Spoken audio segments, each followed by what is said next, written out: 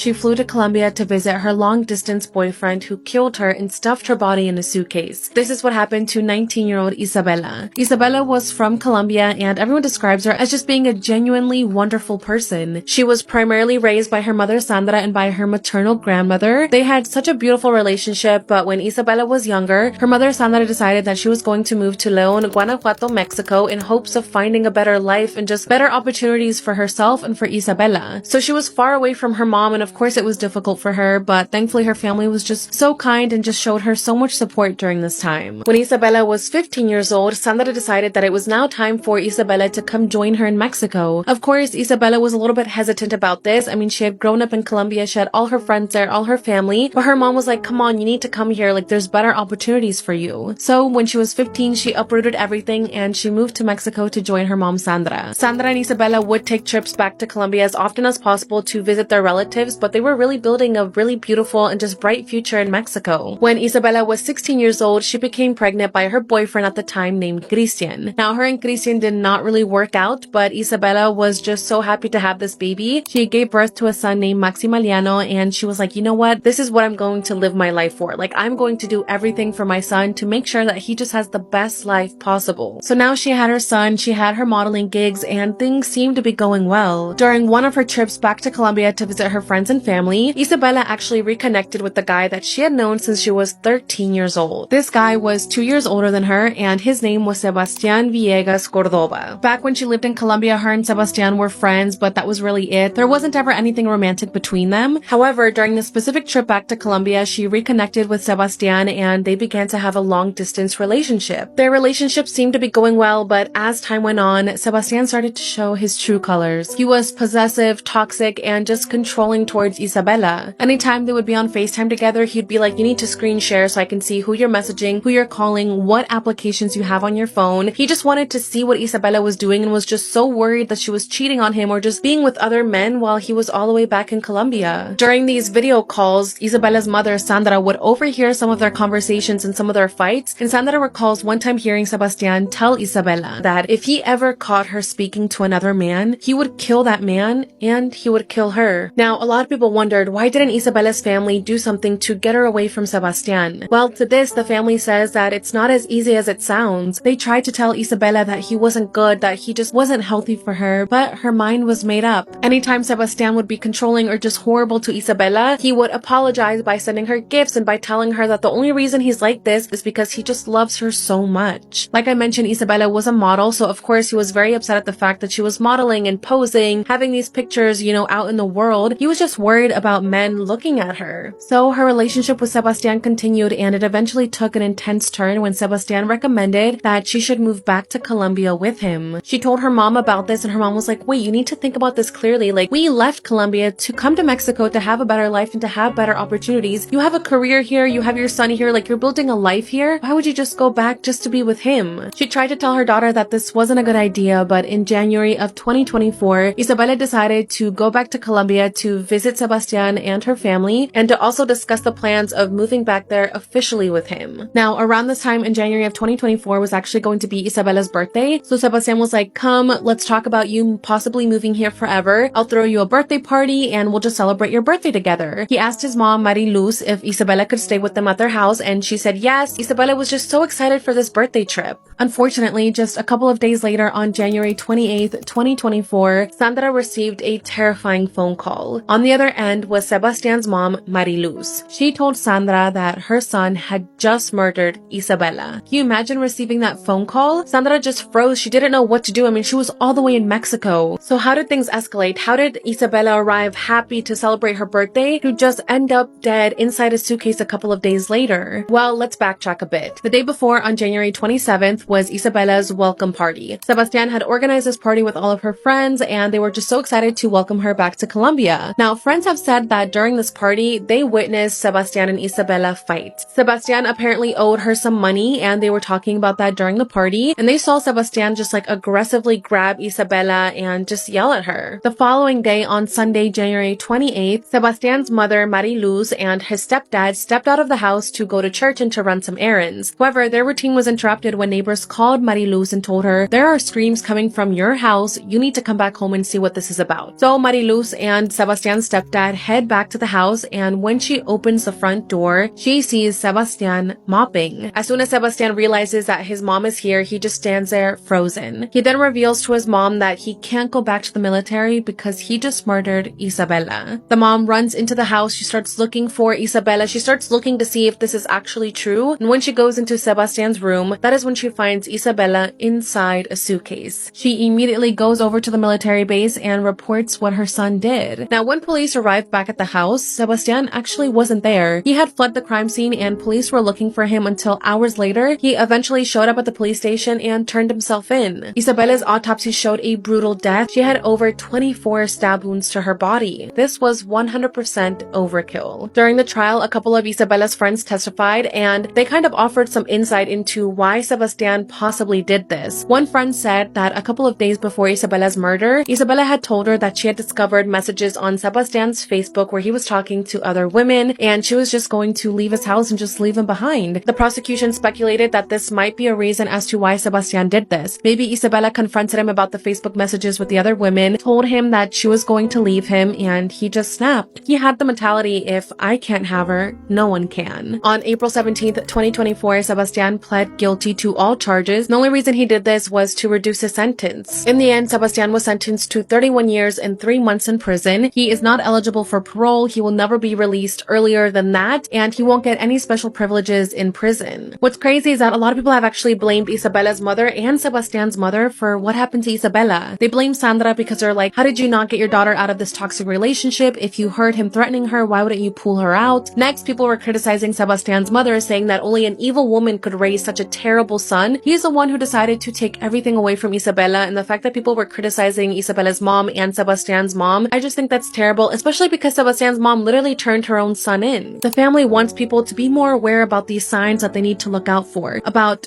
toxic, controlling, and abusive behaviors, about domestic violence, and about how there are resources out there to help you get out of these relationships. Isabella was so young. She was only 19 years old, and now her son has to grow up without a mother, and it's just heartbreaking that Sebastian thought that he had the right to take her life away.